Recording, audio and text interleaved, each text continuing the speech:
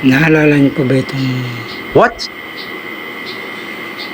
sanga ng puno ng duhat na kusa na lang nalaglag dito sa harapan ng bahay ko? Oh Sinubukan my ko siya ipamigay God. pero wala naman nakuha. Kaya ako na lang, naisipan ko na lang sibakin. Ako na lang ang gagamitin kong kahoy. Nakatipid na ako sa gasol. Nalilinis pa ang aking harapan. Wow! Ayan. Ayan po ang mga nasibak ko. Sinalansan ko na siya para matuyo. Pero grabe, marami pa rin kalat sa harapan ng bahay ko. Oh my God! Okay, matagal-tagal ko rin namang magagamit ito para kahoy. Yes! May puno pa rin pala ako ng langka rito. Ayan siya. Nakapamunga na nga pa po pala siya ng isang beses.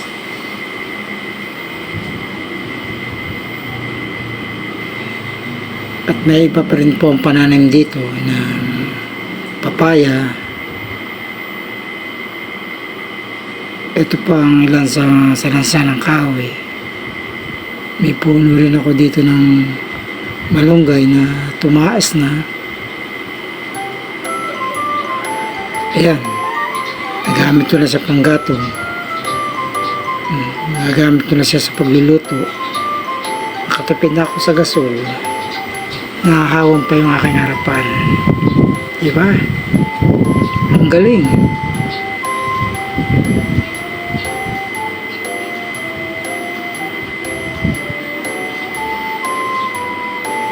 Ayos yan.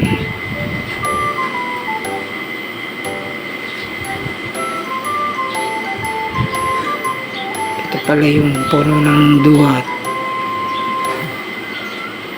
Sisimula na naman siyang Oh my God.